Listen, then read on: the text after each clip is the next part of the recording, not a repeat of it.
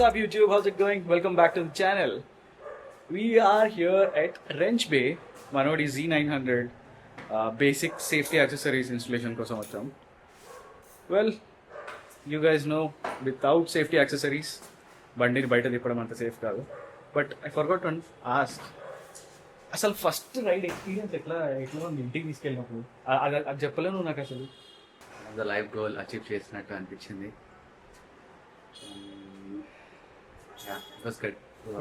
Good అంతే, ఏం లేదు ఇంకా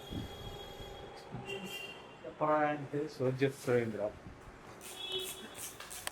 స్పెసిఫిక్ మోడల్ నేను ఎందుకు రికమెండ్ చేస్తానంటే this gets a protector for the swing arm.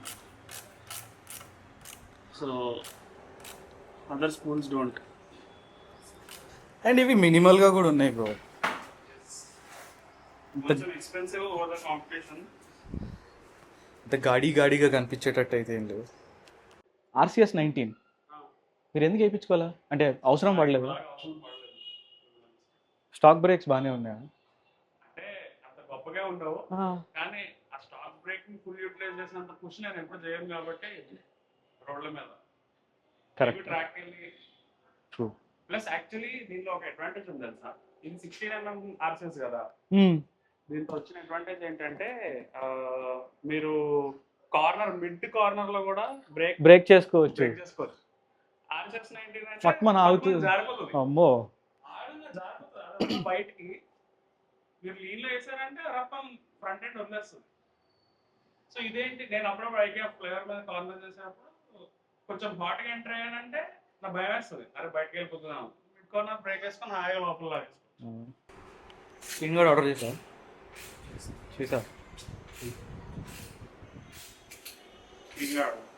మీ దగ్గర ఉందా? మట్లాక్స్ ఏమన్నా ఉంటాయా? హెడర్ పైప్ మీద మంచి మట్టి పడుతుంది. తప్పదంటారా? దాన్ని ఏం చేయలేము. రైనీ సీజన్ మొత్తం అయిపోయిన తర్వాత ఒకసారి తీసి మొత్తం క్లీన్ చేసుకోవాలి. కాదు, అదేదో పర్పుల్ కలర్ లిక్విడ్ వస్తుంది కదా, అల్యూమాక్స్. దాన్ని మంచిగా రబ్ చేస్తే బ్రష్ చేస్తే తలతల మెరుస్తుంది, అదేనా? అల్యూమాక్స్ అంటే అల్యూమాక్స్ వాడచ్చు, ఇండియాలో దొరకడం చాలా కష్టం. అదే నేను అవుట్ సైడ్ వీడియోసే చూసా. వెనకాల కూడా బాగానే లేస్తుంది మట్టి మంచిగా. అదే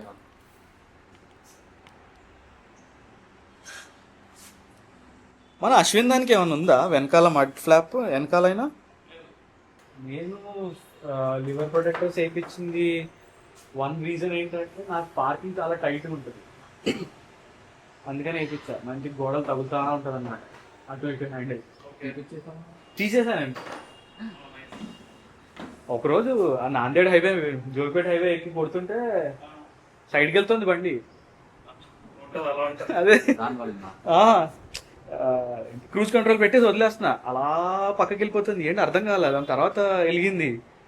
ఓహో మనకి ఇవి ఉన్నాయి కదా, అది లాగేస్తుంది కదా, కట్ చేస్తుంది కదా. ఏం చాలా డిఫరెంట్ ఉంటుంది అసలు. అన్ని ఎక్స్పెరిమెంట్ చేసేసాం మేము. నాకు తెలిసి తెలియకుండా నేను ఎక్స్పెరిమెంట్ చేశా. కాదు బ్రో, నాకు డౌట్, దీని కన్నాలు ఇంకా పెద్దగా ఉన్నాయి కదా, ఇది ఎక్కడ ఆపుతుంది? అంటే ఎంత మేజర్ డ్యామేజ్ అవాయిడ్ చేస్తుందని మనం ఇది పెట్టిస్తాం. నా దృష్టిలో ఇది వేసుకోవడానికి అడ్వాంటేజ్ ఏంటంటే గట్టిగా వాటర్ వాష్ కొట్టినప్పుడు ఫిన్స్ బెండ్ అవ్వకుండా ఒకటి, ఇంకోటి స్టోన్స్ వచ్చి తగిలినప్పుడు అవి బెండ్ అవ్వకుండా ఉండడానికి. స్టోన్స్ అంటే పెద్ద పెద్ద స్టోన్సా? రాళ్ళు ఎదురుగా బైక్ అదే పెద్ద పెద్దవి కూడా. మరి చిన్న చిన్న కన్నాల నుంచి వెళ్ళిపోతుంది. చిన్న చిన్న కన్నాల నుంచి వెళ్ళి లోపల ఇరుక్కుంటే అంత ఏమైనా డ్యామేజ్ చేయవు. అప్పుడు ఎయిర్ ఫ్లోనే ఎక్కువ ఉండదు కదా, దానికి కావాల్సిందే ఎయిర్.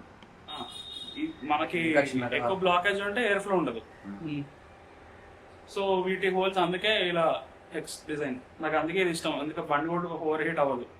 వేరే వేసుకుంటే ఎయిర్ ఫ్లో ఉండదు. ఒక స్పీడ్ వెళ్ళి చూస్తారా ఒకసారి మీరు? You should go. మీకే తెలియాలి, మావాడికి ఏం తెలియదు కదా, కొత్త కదా. అరే తార్ అడ్డం ఉంది. రైట్, విష్ణు ఒక స్పిన్ చేయడానికి వెళ్తున్నాడు. అనుకుంటా ఎస్. సౌండ్ సరిపోవట్లేదు, జస్ట్ పెట్టించు. సౌండ్ సరిపోవట్లేదు, ఇంకేమైనా చేంజ్ చేయాలా?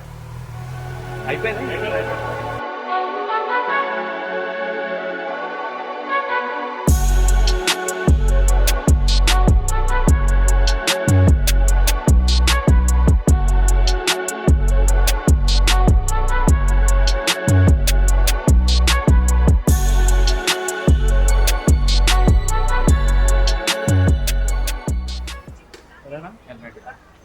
అవి తీసుకున్నారా స్టఫ్?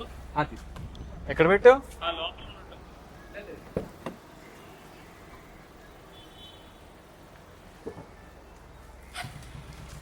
సరే బాయ్ మరి. Okay, okay bye. that's it for this video guys. Thanks for watching. I'll see you in the next one. Ride safe.